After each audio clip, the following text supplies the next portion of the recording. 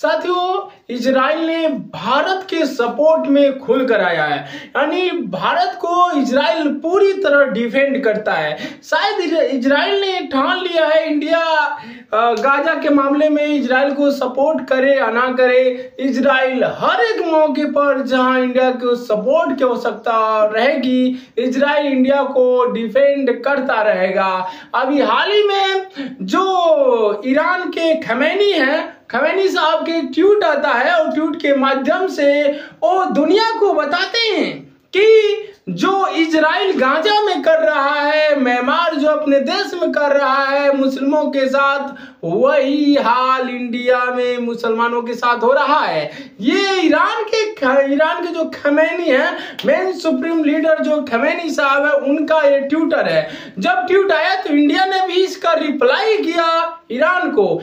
उसके बाद दुनिया का इकलौता देश बना इजराइल, जिन्होंने खुलेआम तरीके से इंडिया का साथ दिया है। हालांकि अमेरिका भी इस मामले में खामोशी साध लिया है और जब इजराइल खुल करके इंडिया के डिफेंड में आया है, वहां बकायदे जो वहां के जो जानते हैं जो दूतावास है इजराइल का इंडिया में, उस दूतावास के जो मेन इजरायली दूतावास थे वो भी इंडिया में उनके कहे कि जो भी ईरान कर रहा है अपने लोगों के साथ वो गलत कर रहा है, क्योंकि ईरान मानता है डेमोक्रेसी, लेकिन ईरान में 99.94% मुस्लिम है, माइनॉरिटी बहुत ही कम है। देखा जाए इजराइल में, तो इजराइल में जो इजराइल की बात करें कि इजराइल में जो है ज्यूइश लोग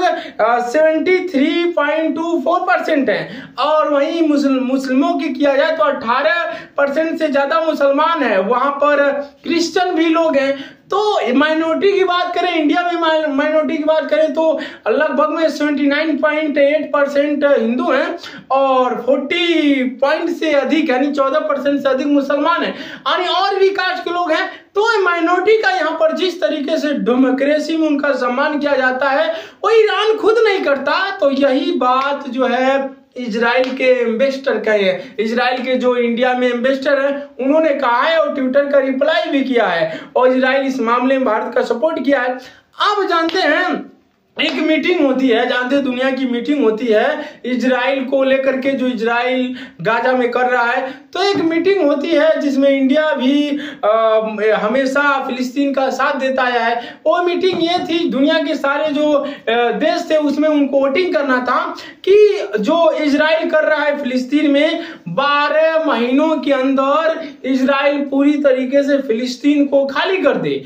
इस मामले पर इंडिया ने अब्सेंट कर दिया, यानी वोटिंग ही नहीं किया है। देखा जाता है हर मामले में फिलिस्तीन का साथ देता था इंडिया, लेकिन इस बार ईरान को सबक सिखाने के लिए इंडिया ने उसमें अब्सेंट कर दिया, यानी उसमें वोट ही नहीं किया है। हालांकि देखा जाए तो फ्रांस जैसा देश भी फिलिस्तीन का साथ दिया है। हालांकि रेजोल्यूशन जो है पास हो गया है, लेकिन ये रेजोल्यूशन पास हो गया, लेकिन ईरान को इंडिया ने कड़ा मैसेज सेंड किया है। बाकी आप क्या सोचते हैं अपनी प्रतिक्रिया को कमेंट बॉक्स में अवश्य दीजिएगा। जब जब आवश्यकता पड़ती है इंडिया के डिफेंड में इजराइल हमेशा तैनात रहता है, क्योंकि इजराइल मानता है कि इंडिया जो कर रहा है जम्मू कश्मीर के मामले में, वो भी उसको भी इजराइल सपोर्ट करता है और इजराइल ही एक ऐसा इकलौता देश है जो इस मैटर पर ईरान को अच्छी खासी धुलाई करी है। इंडिया ने तो करी है, ईरान खुलकर ईरान के मतलब जो खमैनी साहब हैं जो ट्वीट किए थे उसका प्रॉपर रिप्लाई इजरायली दूतावास के लोग किए, जो इंडिया में उनका दूतावास है, एम्बेसडर है, उन्होंने खुलकर किया है। बाकी इस प्रक्रिया पर आप क्या सोचते हैं अपनी प्रतिक्रिया को कमेंट बॉक्स में अवश्य दीजिएगा, क्योंकि बात किया जाए जो पूरा गल्फ रीजन है पूरा एकदम भूचाल मचा हुआ है और ईरान क्लेम कर रहा है कि जो इजराइल है, इजराइल के जो मोसाद है हर तरीके से उनका जो पेजर अटैक किया, उनका जो वॉकी टॉकी है वो ब्लास्ट कर रहा है, सोलर पैनल रखे हैं उनका बैटरी ब्लास्ट कर रहा है और हर एक इलेक्ट्रॉनिक डिवाइस फट रहे हैं। और देखा गया सीरिया से लेकर लेबनान में सारे डिवाइसें फट रहे हैं।